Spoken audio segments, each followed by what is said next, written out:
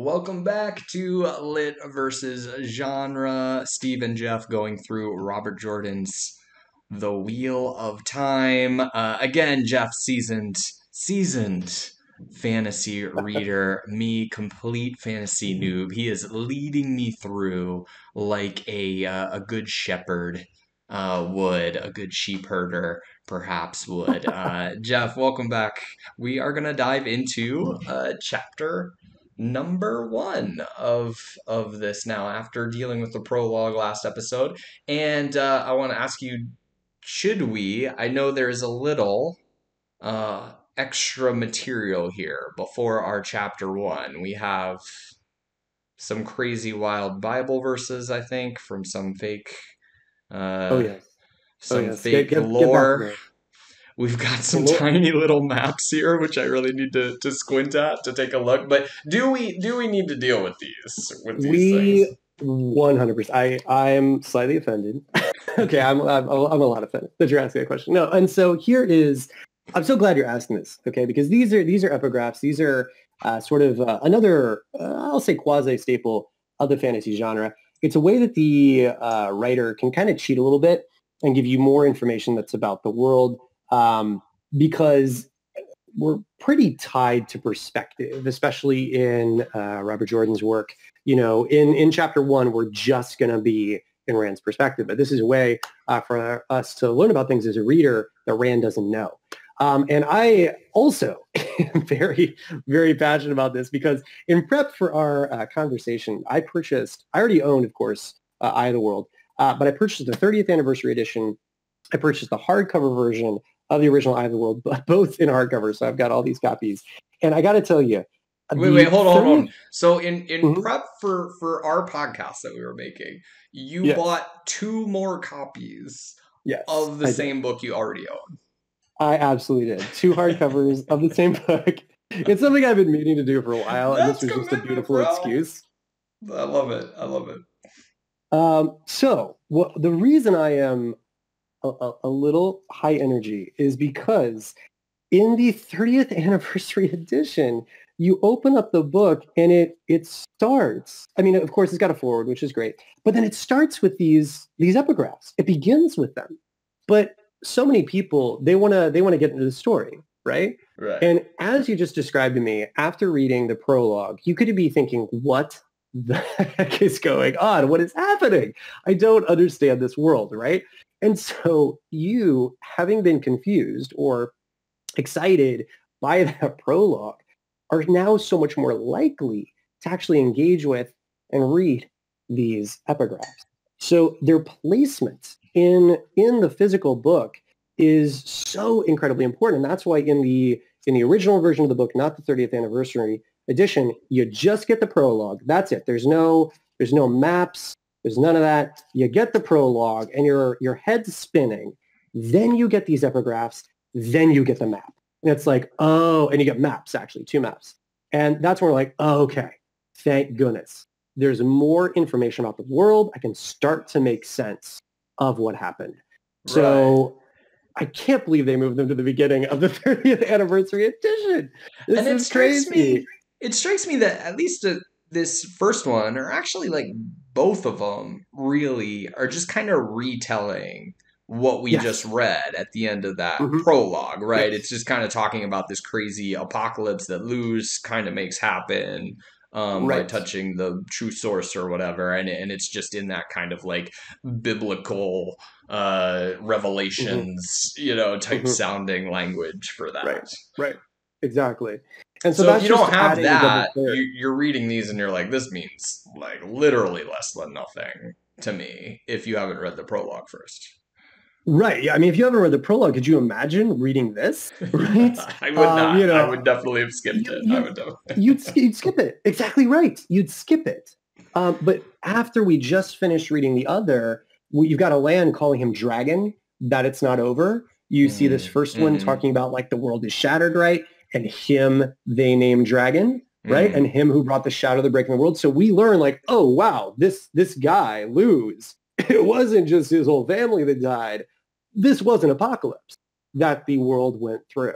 And so Right. what's happening is we're actually getting this time jump. So the way the original book is structured is brilliant to me because you're seeing the prologue kind of back in time, if you will, of this like apocalyptic event happening. Now we're getting people who kind of survived this apocalypse writing these epigraphs about it, about what happened. All Mm-hmm. right. And then we see the same sort of thing happening in the second one. Previously, we've got him saying light. Now we can see the creator is tied to the light, so on and so forth. So we can start to understand. And then it says, look at this last one, let the dragon ride again on the winds of time. Huge, massive. Because in the previous, we learned that Alan is saying, you fool, we fought this for generations and we're going to keep fighting, right? Right, And at right. the end, Tualan says it's not over, dragon, right? As in he'll be back. And that's what this signals as we then move into the first chapter. So the placement of these is so important because it's literally chronological. It's helping you understand what happened and it's setting you up to be excited about what's going to happen next. Again, I'm struck by like how much the writers of the show Lost just pinched like that exact idea. Like clearly they had no idea where they were going with that show, and then in like season 6 or whatever it is, they're like, oh, there'll be this like man in black, and there'll be like his enemy, and they will have been fighting each other for for millennium or something. And you're like, Yeah. motherfucker, that's this book. That's Wheel of Time. Yeah. Um. Yeah. Anyway, so let me ask this. Okay. Fire away. 30th anniversary edition. This is after Jordan has died? Yes. Yes. Okay, okay. Because, like, I was Mhm. like, did he have any input? How, whoever's making these decisions to package it in this way, you have to think, like, he wouldn't have wanted that. It's so hard to know because his wife Harriet was his editor for years. I mean, for Oh, the entire time, right. and she's the one that picked Brandon to continue it. So I would think that she would have an impact on this decision. But at least in this particular case, for the ordering of it, I just don't quite get it. I think they're being a little bit more traditional in that a lot of stories these days will begin with the epigraphs or the maps right up front. So it's kind of Hmm. making that promise super early. I honestly think, and again, we're going to talk more about this when we get into that earlier chapter. I think the repackaged design is because of people bouncing off the prologue. I do. I think the prologue Interesting. was seen perhaps to some people as like too wild, too crazy, too hard to follow, too many fantasy terms. And so they're like, let's put maps up front. There's maps. People like maps. Let's put this other chapter up front that's easier to get into. And then people will be okay with that prologue. But to me, that Right. misses the fact that this is bringing you into the world in a very specific order, the way it was originally published. Right, right. Oh Yeah. man, I think you're right about that because that earlier it is like just so much more traditional narrative, Mhm. at least the bits Right. that I read. Right. And yeah, maybe that does appeal to maybe a broader swath, or they thought it might appeal to a broader Mhm. swath. Like to me, I was Right. like, oh, thank goodness for this prologue because things are crazy now, and I like that. Like I was like, I want things to be crazy. I don't want to be like just kind of idly going through this Right. sheep shearing festival. Well, and Um, I'm gonna do some research about that earlier chat before we talk about that yeah. in our next one. But those are so to talk about the epigraphs. Yes, I think they're incredibly important. It's incredibly important that they're placed after the prologue because they give us a sense of time. And that's another thing that fantasy readers, at least myself, I really enjoy. I like this idea of these long stretches of time or traveling, or that's what makes them epic. And so we're getting to see this change in time that happened since this massive crazy apocalypse happened. Yeah. Well, it's just so funny you said that maybe doing it in that order makes it more palatable for new Hmm. readers. Whereas Right. I was kind of wondering the opposite. Like, was this 30th anniversary more for, people who've read it, 100 times already have a copy on their bookshelf, and they're crazy people like you, and they're like, I'm gonna buy two more copies of this, and so like having it, I thought maybe it was to appeal more to that, because even that earlier section when you when you told me about it, and I stopped reading it and I went on to the prologue and then I went on to chapter one. Even when I was in chapter one and I was like, oh, okay, now I know who some of these characters are that were in the earlier chapter. Mm-hmm. The Mm-hmm. earlier kind of was a little bit more interesting than I felt reading through the first time because I mean, we'll talk about that earlier part when we Right. both read it all the way through, but I think it's got like prequel energy a little bit in Mm-hmm. it that you're like, oh, this is interesting now once I know where this has already gone a little bit and I have that like kind of foreknowledge, like Right. the kind Right. of that frankly I think kind of BS trick that all prequels are trying to play, where they're just leaning really heavily on the fact that you already know some other story, and maybe they're Mm-hmm. not holding up quite as well as stories on their own because they can just kind of go, "Oh, remember this? Look at this, right? You know where this goes, and like No, kind of just completely. do that." I think there's a lot of interesting things to say about the new ordering and the new structure. And I'm biting my tongue to not to not do more, so we can get into the original chapter one here. Yeah, yeah. Let's do But it. yeah, but you're right. I mean, I think there is a lot to say about that. With the maps, just real quick for the Yeah. maps. This is, I mean, huge as well. This is another promise to the reader. It's like, oh, did you think I didn't know what I was talking about with 9 rods of dominion? Boom! I've got a whole map. I got cities. I got places. I've got a world that you Hmm. can come participate in. Maybe I'll let you visit these various places that are on the map. And let me in on a And little. so, yeah, please. Let me in on a little fantasy secret here, Jeff.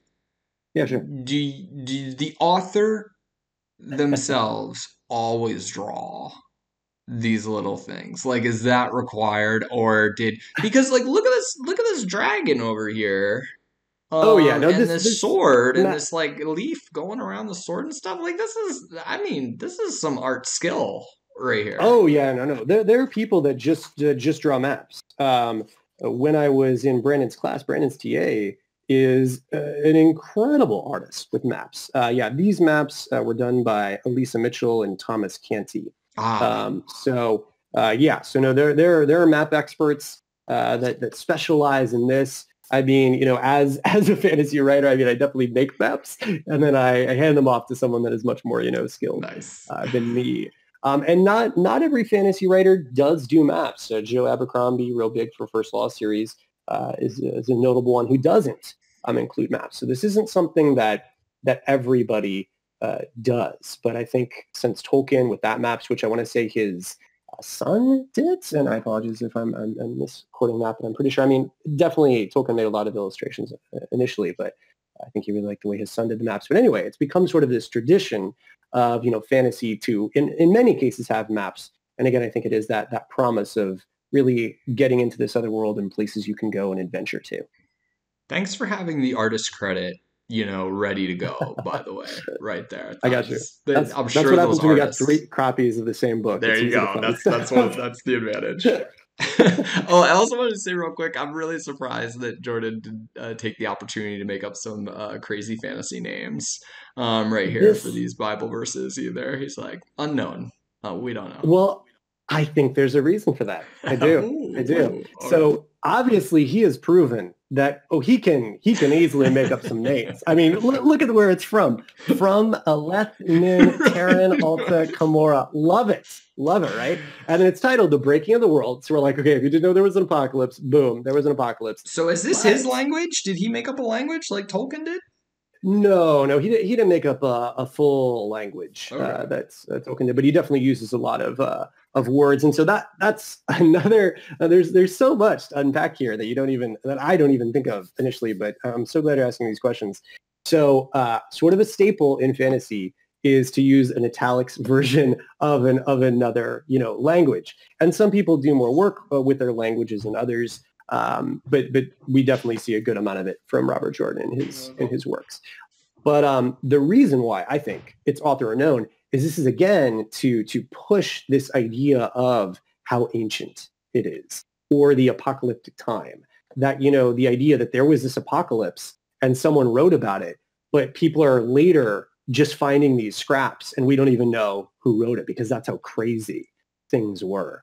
Or in this other one, when it talks about like author unknown, and see how it says the fourth age in both of Yeah. these. Yeah. And so that's also something that ties actually, oh my goodness, this is just another reason why this needs to happen right before chapter 1, because chapter 1 mentions the third age. So, you know, oh my goodness. So much to say. I did want to say one other quick thing about the maps. There are 2 maps because one of them is the world map, and then the other one is more specific to the area that we are going to. Right. The one we're And gonna so like that's march like through right now. exactly. So that's another like promise from the author to, you know, the reader, like, hey, I've got this huge world, and here's the area we're going to be in. So if you think about it, you were mentioning with the prologue that like there's so much stuff thrown at you. It's crazy. It's wild, right? But then they give these things to really try to help in a regard, right? Like, yeah, I know I just used a lot of crazy stuff, but you're at least going to be clear where you are as we move around in this world that's brand new to you. And so they're hiding stuff from you, but hopefully in like a fun way. And then they're giving you a helping hand in another way. Right. Okay, well let's dive in to our chapter number 1 right here. And just kind of setting the scene. Oh my Right. goodness, this feels like wildly Game of Thrones. And I think with me and probably a lot of people out there, Game of Mhm. Thrones is their one like fantasy touchstone now at this point, Right. because that's the thing like we've all seen, and just this whole Mhm. thing like winter is going too long, winter's never gonna end, we're all gonna die. I was Right. like, oh, I'm feeling that like that vibe pretty hard right here, right at this beginning. No, I hear that. I was going to say, yeah, it's again interesting to see, you know, which properties have been transformed into these, you know, TV shows, movies, which ones have gotten the success. But yeah, in terms of, you know, adult fantasy, it's hands down Martin. That's one, you know, everybody knows. And one of the reasons I'm so excited to be recording this now is because Amazon is in the works, you know, of making this series. And so I'm going to be really interested to see how they handle that and how people react to it because of some of the differences we've been talking about. I want to see how they do And that prologue, man. right? I want to see Can you those special imagine? effects. What are Like, or will they just skip it? Will they just start right, here? You know what I right. mean? Like, I don't know. But I was going to say, in terms of kind of the beginning and it feeling like um, other things, that, you know, this idea of being out in nature and noticing what's happening in nature and that being the sort of effect, especially after we've just learned about this apocalypse that happened, right? And then the dragon's going to come again. So apocalypse could come again. And the Mm. way regular people might notice that would be seasons, bad seasons, costly winter, because that affects crops and everything if you're a farmer. That would begin to indicate that something bad is happening, right? And so I think though it may feel repetitive, I think it's because it's sort of a natural way to show that like, oh, the world is not behaving in the way we would expect it to or want it to, and that's bad. Yeah. And I'm glad you pointed out that fourth age thing, man, because honestly, Right?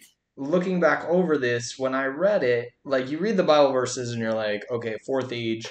In the way we think, like, oh, that's going to be super ancient because number 4, it's only age number 4. You know, I Mm-hmm. guess we kind of think in Right. terms of like years and centuries, and you just think that's super old. Then you get to right at this chapter, and I don't think I was paying enough attention to that because when he calls this Mm-mm. the third age, Yeah. now I'm thinking, okay, this stuff is actually happening before the prologue? Like, Well, because the Bible verses are to me, we're just kind of repeating the apocalypse that happened at the end of the prologue. And now I know we're right, in Wheel of Time territory here, so everything's going to happen over and over again. So, like, maybe right, not. right. But, like, those are, like, I guess those are, like, the kind of crazy time things that he's doing in this. That it didn't even. I went over that third age and I didn't even think about it. I thought, like, oh, we're in the present, and those verses were from really, really long ago. Right. Well, and it's easy to, and that's what I'm saying about there's so many like hidden little gems within it. There's so much cross comparing that can happen. And yeah, I guess that's not really normal. Normally, I guess we're just, reading things through, right? And it's not to say that I don't, I mean, read things like that. I do. but going back through, oh, this is why, this is the epic fantasy, giant out there of our generation, the past generation, because there's so many little things Because like you got this. layers and layers. You gotta have the layers and Exactly. layers, is what you're saying. Exactly. All right. Exactly. All right.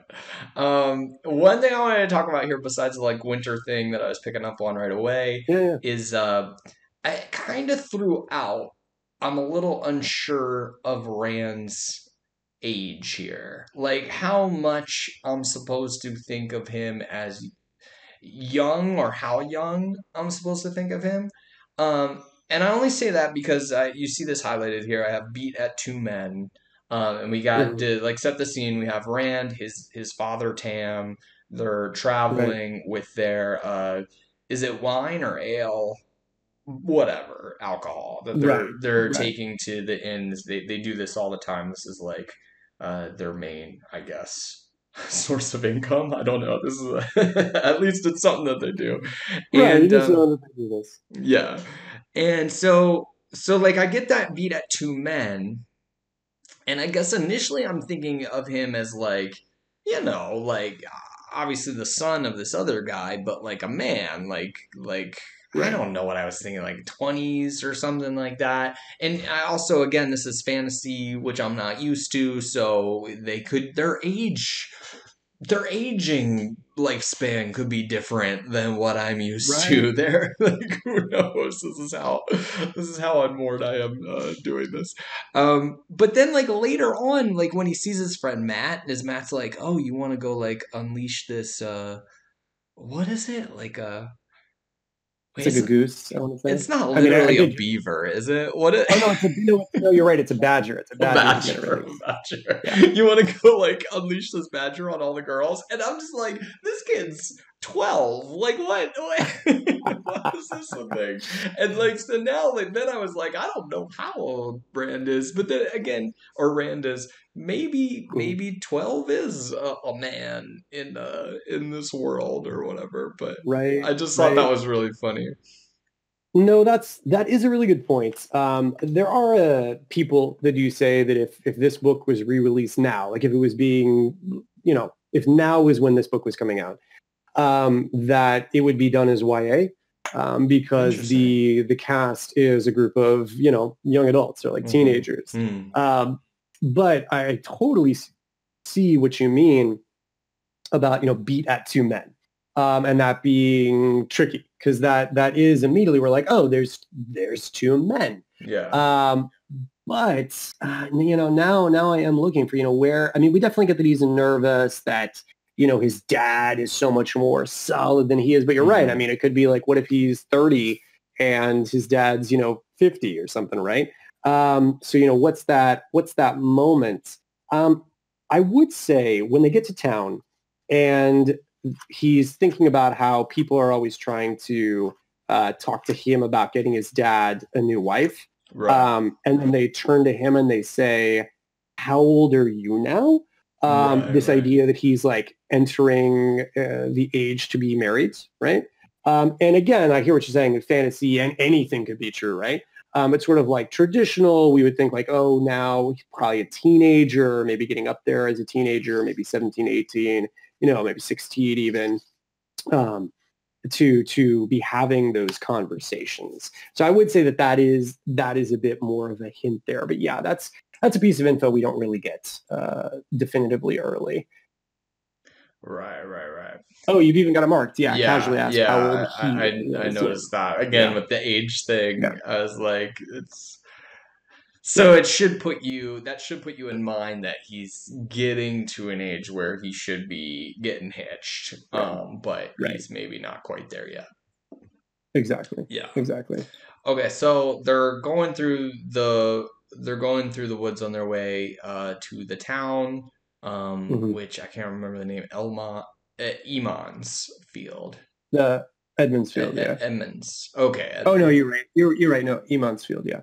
I said Emond. an D for no reason. So Em- you got it right. Emond. Well, I think it's actually Emmonsfield, but Emmons. Yeah. Okay. Okay. Okay. yeah. So one thing about this that I did, because I did read a little bit of that earlier chapter, and the thing that like this you could also say is like slower. We're just traveling from Right. point A to point B. We're getting introduced Right. to people in the world. But having the man in black show up just gets you through that stuff, man, because you're Hmm. like, oh, okay, Yeah. we have a threat. We know what this threat is because we've seen this dude, and of course, I'm assuming it's the same dude. But I mean, come on, it's got to be the same dude. He's all in black. The wind doesn't touch him. Blah blah blah. So like, I thought that was really effective. Like, get that 2 pages in, hit Hmm. us with, Hmm. oh, this dude's following them, and then we're like, okay, yeah, I'm kind of on board, just meandering about and meeting people and stuff like that, knowing that this thing is lurking there. So I Right. thought that was pretty On smart. the, on that same page, we do also have Tam calling him Lad. Now, I realize Mm-hmm, Lad does not give a a mm-hmm. specific, exact age, but that is another sort of common thing. Don't get me wrong. There's definitely stories that just like come out and say, like, in all his 15 years, he had never experienced, something like Right, that, right, right? right, right. But again, you see Jordan resisting those things. Yeah, He decides to make you work for it a bit more than that. So we do get the hint of the lad, and I know it can be disconcerting if we're reading something and in our head he's like 30, right? And then all of a sudden we're like right. lad, and we got to change this mental image, and then like, hey, let's release a badger. Okay, now he's like 15 Yeah. or something, right? But he refuses, so maybe he's 17. You know what I mean? But the Yeah. idea is that, but like that's what's happening. Like not only are we needing to figure out what world terms are and magic terms are, where things are, but even someone's age is something that can be a little bit of a mystery that you find out in some of these stories. And certain authors do that, more than others. Right on, right on. So another thing that I thought was very effective, as far as dropping narrative information, uh, Ooh, I you want to know, talk with you about this. Yeah, go yeah, for it. very like without having to over explain it, drop it in there, and suddenly you know a Hmm. whole lot. And so, like, yeah, when Hmm. Tam says this, okay, great. Like in one little line, you're like, okay, I know there's some sort of relationship here. I know there's Right, like right, something between these two. And again, I know that this was the POV character of the earlier because I started reading it a little bit. But right, right. even if I didn't know that, that's really great. And also, I mean, here Jordan does ground me. I mean, immediately after saying this Hmm. name, I love how you say the name without you're not prepped for it. You have no idea what that name, who it is, or who it refers to. And here he Right, does give me Mayor's daughter. right. So I have that grounding, and I'm like, oh, there's this whole lovey-dovey whatever something going on Right. here. And when it talks about the past year making him more jittery, we're like, oh, he's going through maybe puberty-ish, you know what I mean? Like through this or starting to like have those relationships. So yeah. And the another reason I'm very eager to talk about this, and again, it ties to that first one as you're talking about the earlier. But I think that Robert Jordan does an amazing job of introducing us to people before we meet them. Because Mm. this is a really big cast. There's a ton of people, and especially like it explodes in later books. Mhm. But right now, we're just getting Rand's perspective, and we've already not only do we know about Rand and his father Tam, but we're learning about Rand's friends, Mhm. Matt Coffin, Perrin, right? We learn about Egwene, a potential love interest, right? And so then when we start to meet those people, I'm actually eager. I don't want to just say it, but how did you react when Matt did pop up? When Egwene's name was mentioned again, what was it like to see it here and then get it again later? That's interesting. I don't know if I totally remembered these two names when he said the closest friends, Matt and Perrin, and Mm-hmm. then Matt shows up. I wasn't thinking like, oh yeah, I remember we've mentioned Matt. I definitely Okay. would Okay. remember Egwene. Is that right? Like that's the other thing about fantasy novels. I'm like, I'm always questioning if I'm saying the names right It's in my it's all head. good. It's all good. I mean, honestly, the way I pronounce things were completely different. Then I started listening to the audiobook because that's how my wife listened to the series. Okay. And so when I'm listening to the audiobook and I'm like, what? What? Like, so for me, it's definitely, I always pronounced it Egwen or like Egwin, like that. But in the audiobook, they pronounce it Egwene. And to Egwene. me, that actually is kind of confusing because there's another character later named Elaine. And so it's like Egwene and Elaine. But we could, you I could do was almost Egwene, you could wondering do if the Egwene. G would be silent in that, like Mhm. Owen, or something. Right. Because, like, I think, isn't there some sort of old English where that does happen sometimes? Like, the G just Uh, doesn't get pronounced? I think you could be right about that. Also, I gotta believe that when an audiobook is made, because Robert Jordan was alive during the time audiobooks were being made of these Okay. novels, because just a quick little time drop, this book did come out in 1990, which was before Game of Thrones, by the way, Right. before we had George R. Martin release. But in the initial audiobooks you can listen to, Robert Jordan talks at the end of the audiobook about what it's like to have his book as an audiobook and that type of thing. So I got to assume that the recording people, they consulted with him and said, how do you pronounce all these various names that are there? So I gotta imagine that, what we do here is right. So we could say Egwene as Right. they do in the audiobook. Right on. Yeah, that's also amazing. For some reason, I thought these books were way older than 1990, Yeah, actually. no, 1990 was when it dropped, this first one. Okay. I Yeah, mean, that's he wild. wrote before this. He wrote like Conan stuff. Oh, Uh, cool. but yeah, he did Like totally. Conan Um, novels? yeah, Oh, like he like picked up that mantle for a bit.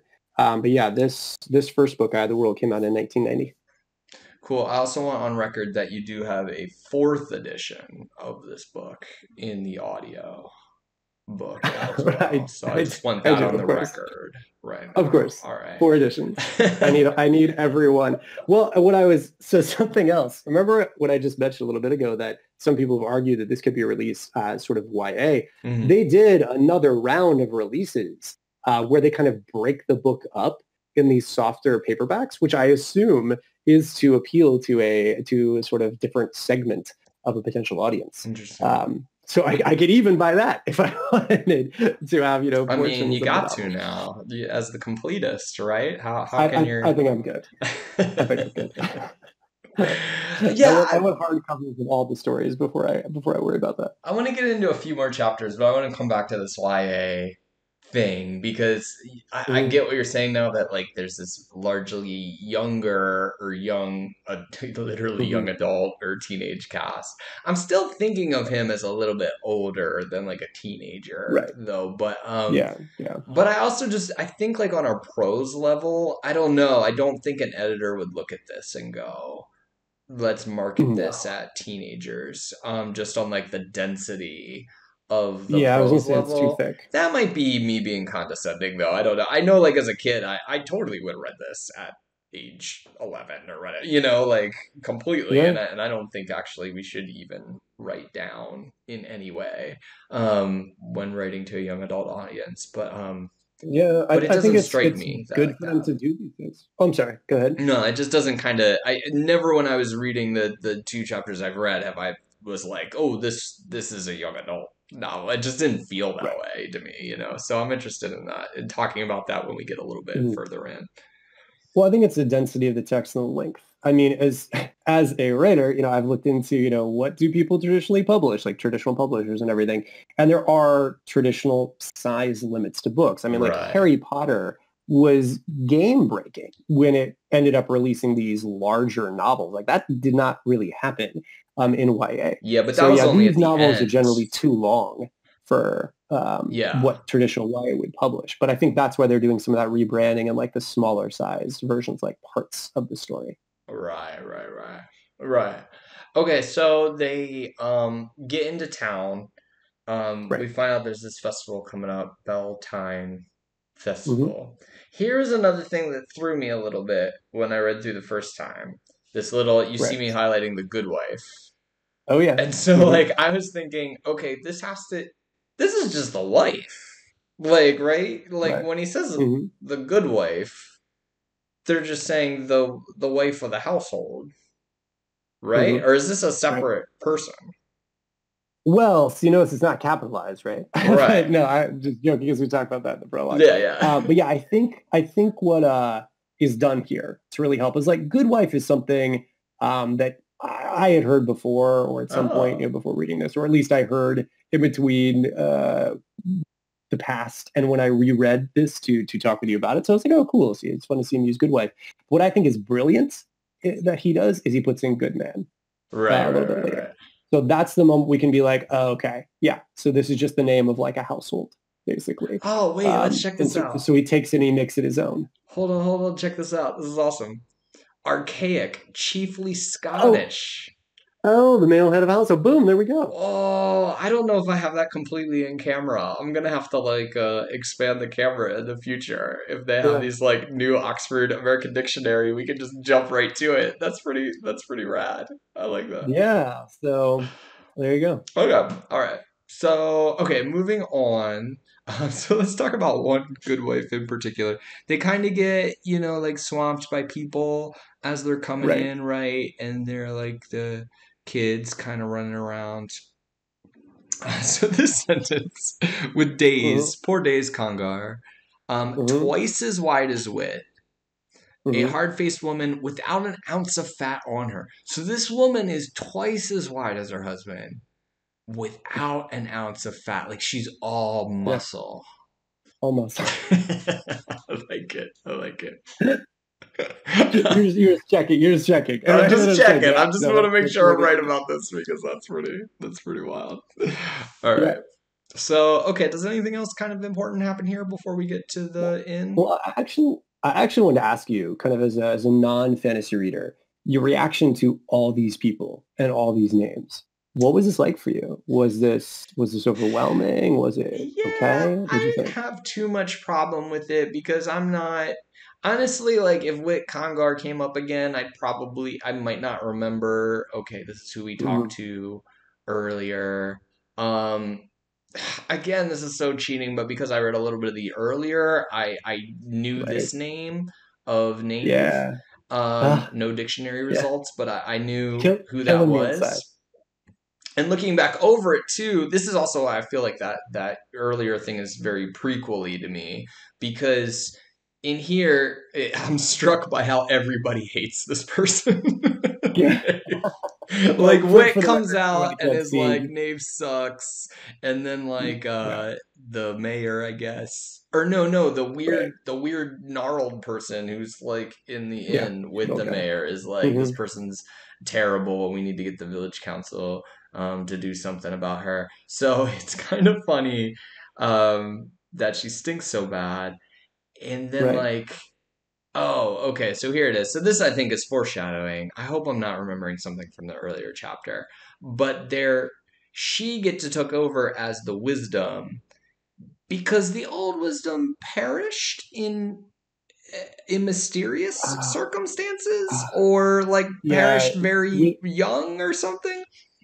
Yeah, we don't know about that right now. We just know we can't have wisdom like that for Emmons Field, and they complain about her age in this. We are talking for anyone that can't see what we're talking about. We are talking about Nynaeve, and how she gets just dropped a lot in this chapter, which is another thing Yeah. that I want to talk about. Because we see Jordan using the same style, right? Where when Rand is walking, he's thinking about Matt and Perrin and Egwene, and those aren't the first people that we see right away. We see, these other people that just live in town. But then in this chapter, we're also talking about Nynaeve, who we do not meet. Yeah. And so then we get this like promise of like, well, everyone hates Nynaeve. What's she like? And again, if you haven't read that earlier chapter, we haven't seen her. We don't know anything about her other than certain people are complaining about her. Hmm.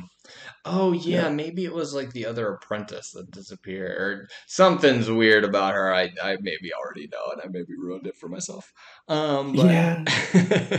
but anyway, you're definitely Uh, getting that she sucks. Like people are saying over and Yeah, over people again are complaining about her for sure. that she's a But problem. notice what they're complaining about. They're complaining that they ask her what the weather is going to be, and she's not giving them an answer, Right. which like furthers this idea of that there's something wrong in the world, this Yeah, like yeah. impending doom, you Yeah, like know? she knows it's gonna get worse. She doesn't want to say it or Right, something. Would be a right, very like innocent, explanation.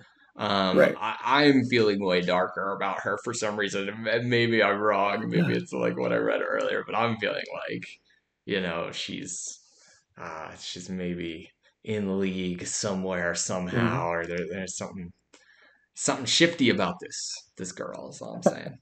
All right. So they make it to the inn. This is the inn, Mhm. right? That uh, Egwene. Egwene, Egwene's. I started saying it and I'm like, I'm saying egg. I don't want to say egg. yeah. It feels like Arrested Development. It's Egwene's like, father. oh. Yeah, no, this is the because we meet him and he's got the pendant for being the mayor Yeah. too. I'm gonna call her egg So from here on out. I'm just doing it. That's who I'm there it calling her. is.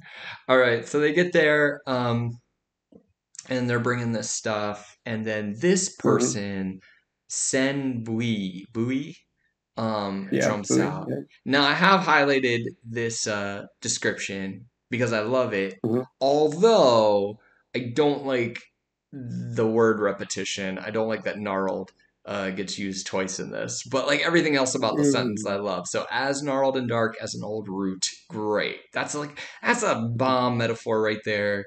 Like you know what it Yeah, means. You right. get a picture. It's awesome. Near as tall as he was and just as gnarled. I was like, oh man, just come up with another, put a synonym for gnarled there. And it would be like, it would be chef's kiss. It would be perfect.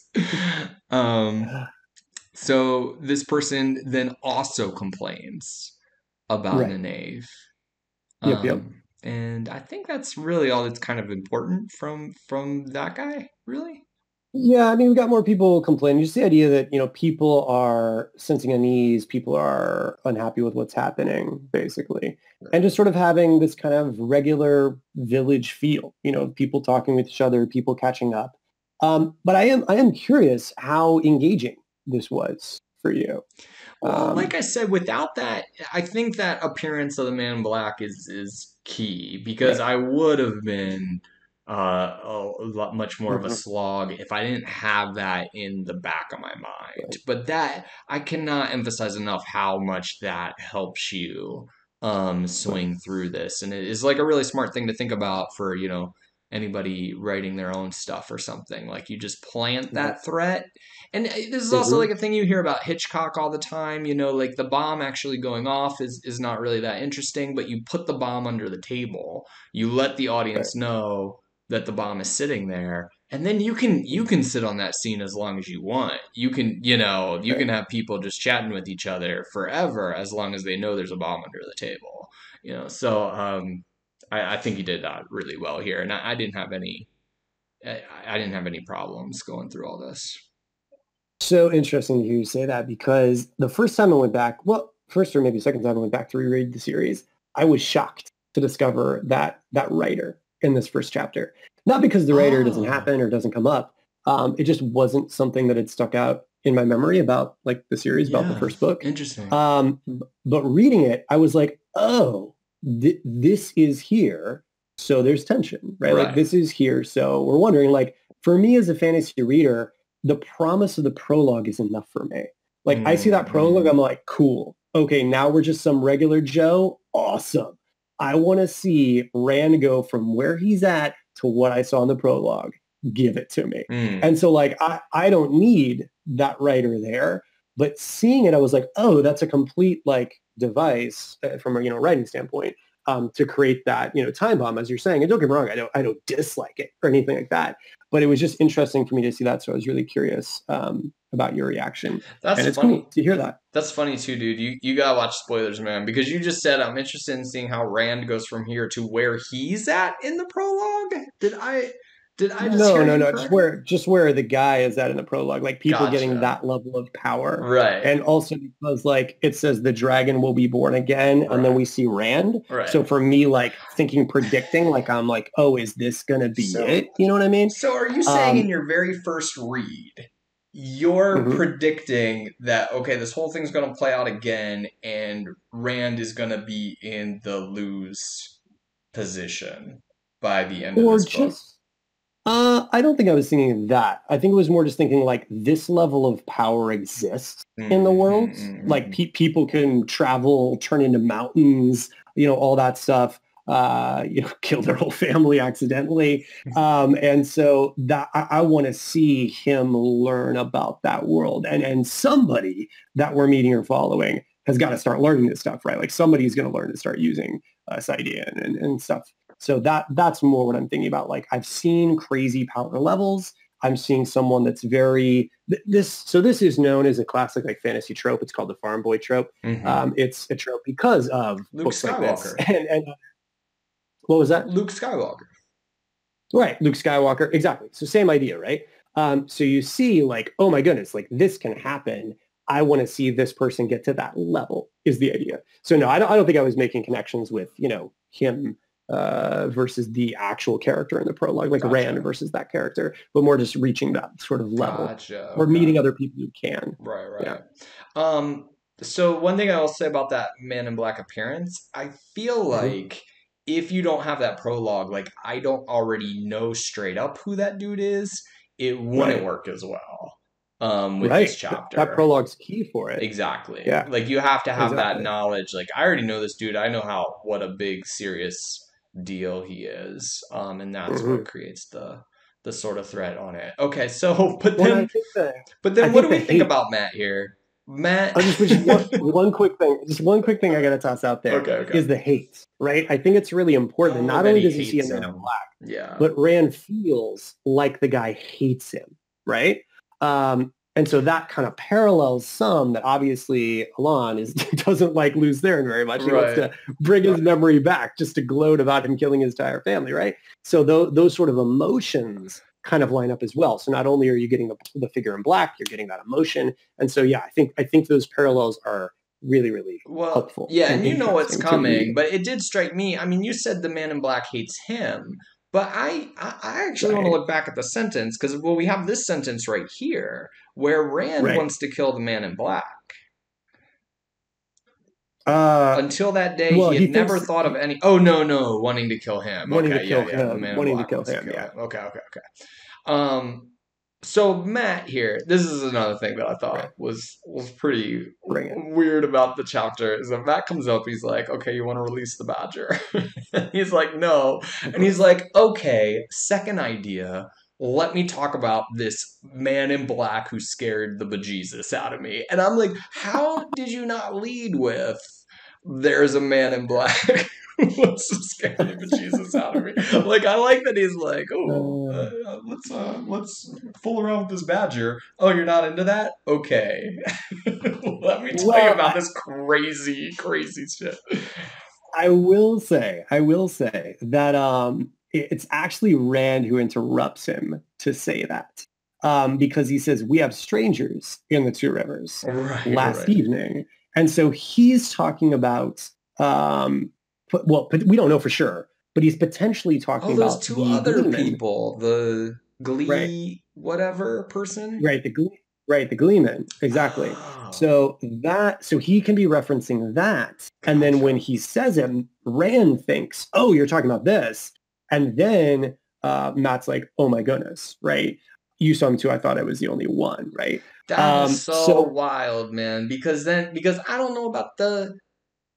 Wait, I guess I do know about the Gleeman because they talk yeah, about the Gleeman, but I don't know about the Mhm. lady who's with him yet. Do I? Well, um, so I don't I feel like know. most No, of no, this I don't think so. podcast is going to be me coming up for excuses for why I wildly misread something, is what's going to. Well, okay, so it does say strangers plural, Yeah, it right? does. So Yeah. we're already like plural. All I know is about this hooded rider and a gleeman, but it doesn't seem that those would overlap, right? So yeah, this is again, we've got the question in our head. Who are the strangers? Um, it is Matt just referring to the gleeman? Is Matt referring to someone else as well? Will we learn soon? But yeah, so I that's so just thought he's starting to bring that up. I just thought this was a stranger that Matt was meant to No, bring no, up was yeah, a man in black is a stranger. He's hanging out. This is what I was right. talking about. Well, And I okay, so now I see Matt was about to talk about the Gleeman and the lady mhm, who we kind of meet later. And then he's like the man in black, and then you're like, whoa, I wasn't even right. gonna say anything about a man in black, but now I Right, am. Okay. exactly. And so the reason that you naturally thought Matt was thinking about, that's the same reason why Rand thinks that, right? Right. He thinks like, oh, you're about to say the man in Right, black. right, right. But he wasn't. Funny. All right, all right. Yeah. So, they talk about that and they're like, that's wild. Hmm. This guy's Right. definitely bad. They know all this stuff about Dark One. I guess Right. because these are all just like the myths or whatever Hmm. of the Yeah. world. So they kind of already have. I mean, they're kind of right on about this, right? Like they Right. kind of Well, crack it right and away. They're like, okay. well, and that's another thing that I want to talk to you about, right? Like this thing that Rand says by rote. I feel it would be weaker if we didn't have those epigraphs before, Mm, because the epigraphs take the experience of the prologue and mm, turn it into, as you've been joking, right, into this sort of like myth, this like biblical, thinking or association. And so since we've got the way it's been talked about in those epigraphs, for Rand to then say this, it feels real to the world. yeah. Whereas, I don't know about you, but if even as a fantasy reader, if this just happened, I'd be like, you're kind of just info dumping on me right now. Mm, You know what I mean? Like mm, that doesn't quite feel legit. Like, would he really say this whole thing by rote to his friend who knows the same thing? mm. But because of the epigraphs, because there was this apocalypse, like, I'm more believing that he would say something like this. Right. Yeah. Yeah, yeah. Very Yeah. cool. Okay, so they talk about that. And then what else happens in this chapter? Oh, one final thing. Did you catch on to that Forsaken bit at all? Oh Lord. Did that stand out to you? Maybe not. Was that I'm on just, this I'm just previous checking in. I'm page? just checking in on these things. Forsaken. Everybody's mother Yeah. scared him with the Forsaken. But most grow out of it. Well, right before My that, it mother always said says the that Forsaken would come for me. Okay. it says the Dark One and Right. all the Forsaken are bound in Sheol, beyond the Great Blight, Okay. bound by the Creator. So the Dark One we learned about in the prologue Right. as like the Great Lord of the Dark, right? Uh, Who you said you thought Elon was like an emissary for, right. right? So we've got the Dark One and all the Forsaken. So then we're like, oh, is maybe. So I'm just saying there's like a connection you could potentially be thinking about. I gotta be honest with you, yo, when it goes into this mode, it just washes right over me. Like my brain is not even like I'm like, oh, here's Right, more of right, this Bible verse gobbledygook. I'm gonna like read right, it, but like right. I was not. And it's so funny. So do you when you're reading these things, as soon as this language starts happening, I guess your instinct is the opposite of mine. Like my eyes just go over it. But you're like, this is Right. all going to be important. This is all going Well, to come up, so you start focusing more on holding on to those things. see, this is the difference between one of the greats, which this is, and fantasy that isn't as well done, Mm, right? Like here, I hope you can already see the sorts of connections that could potentially be something mm, that you notice because of the way that this is written. It's already super deep, just from like the three separate entries we've gotten from prologue, epigraphs, to this, that we can already start to be like uncovering some stuff. But yeah, not all fantasy does this, right? Like there's some mm, fantasy that it just drops it. It gives you kind of this tip of the iceberg, but then no connections to anything else.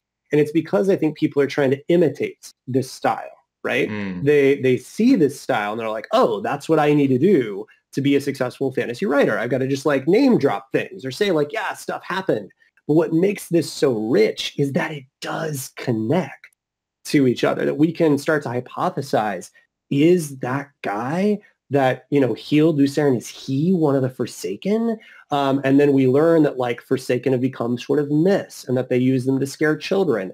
And that again makes it feel more like a world. Like we're not just mm, talking about things that happen in any world. We're talking about things that happen in this world that seem logical. So to me, not only am I getting excited about a potential connection, but I'm tipping my hat to the author by saying, you really thought about this.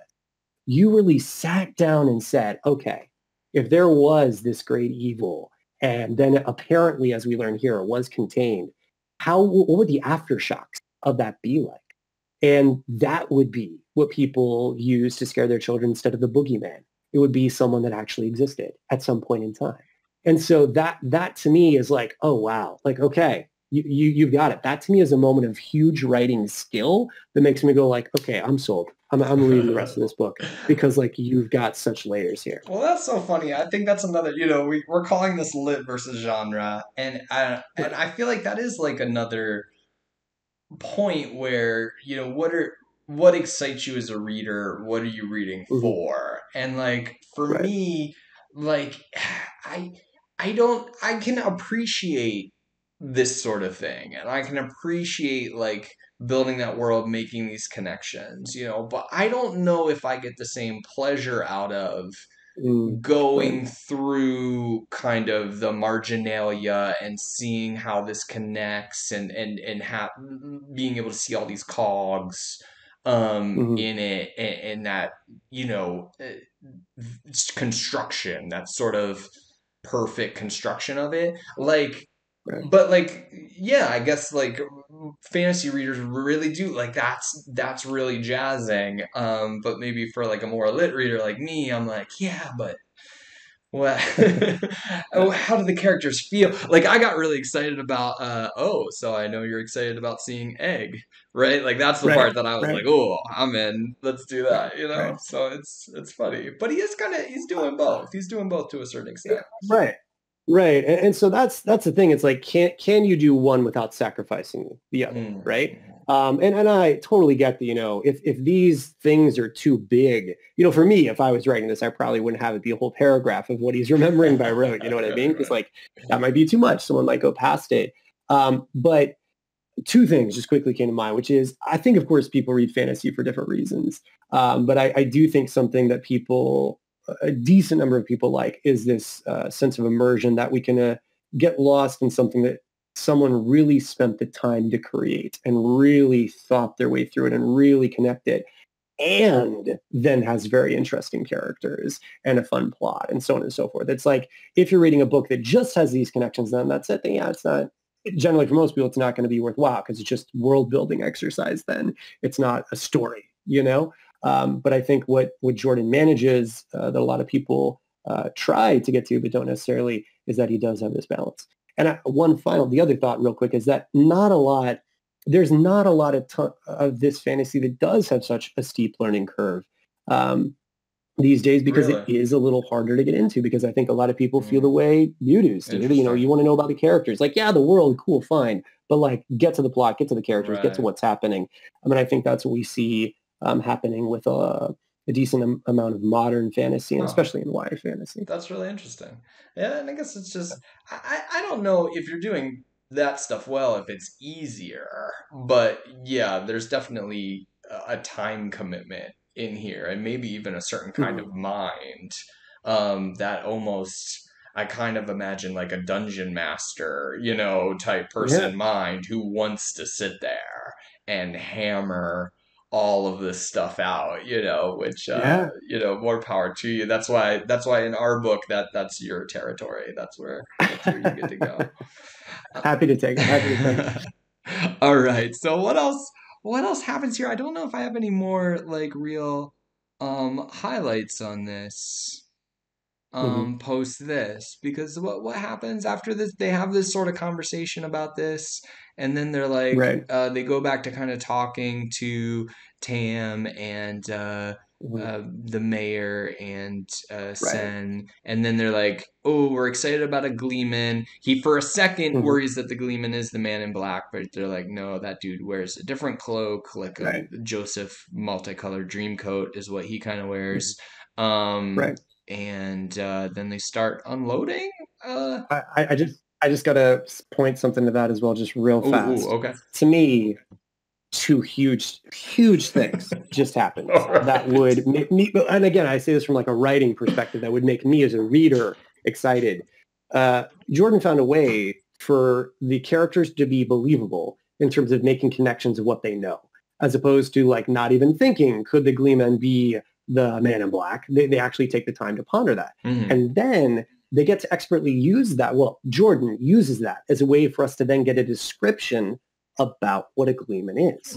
So as Mm. opposed to this just being an info dump of like, we all know Gleemans, da da da da da da da da da, there's like a rationale, like they're asking about the cloak specifically Mm. because that's all that they can see of this guy. And then it just so happens that Gleeman have these very interesting cloaks that we get to Mm. talk about and learn about.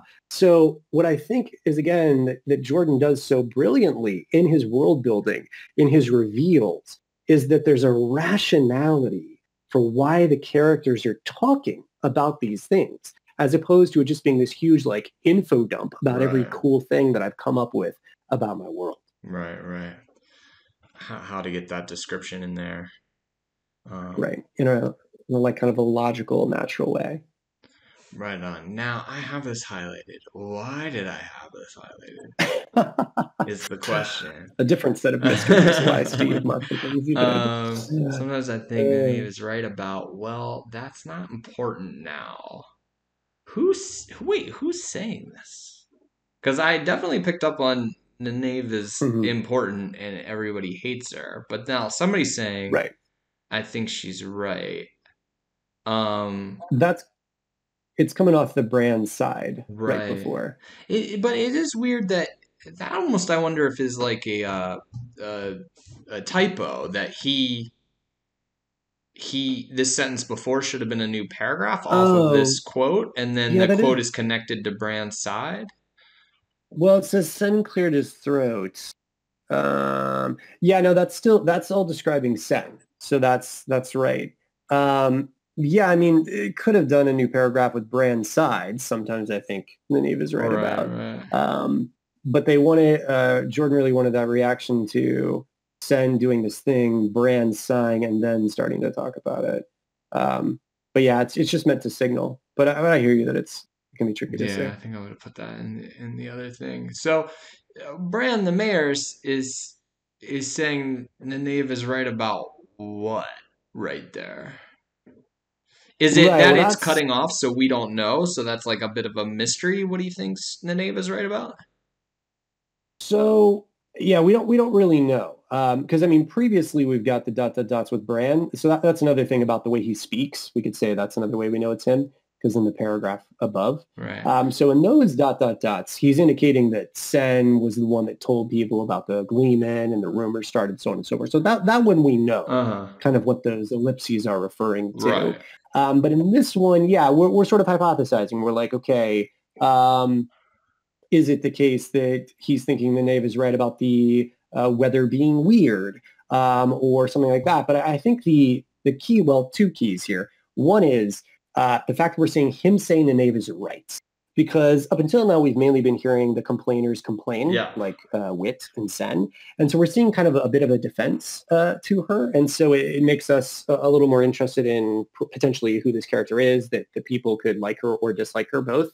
But then the other thing is kind of as we actually talked about in a recent writing group YouTube, that the way people talk, they're not always going to finish thoughts or they've got their own things going on in their head. So I Yeah. think that this is kind of a natural thing for him to start talking about something, realize he doesn't want to get into maybe the negative things that are happening in the world that Nanav is thinking, and then moves on to another thought. But we don't know for sure, and we're kind of interested to find out. Yeah, interesting. That's a weird line there.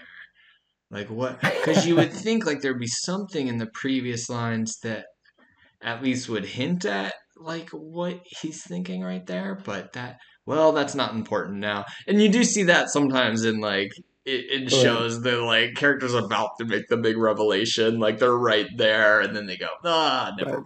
mind. Did you I mean, come on, man. it could be too that Danae was just said that Sen shouldn't be on the council Right, anymore, something like that. right, So it right. could just be that because we did just have Brand sigh about Sen, so it could just be something Danae has said about Sen. Yeah, That could be yeah, it too. for sure.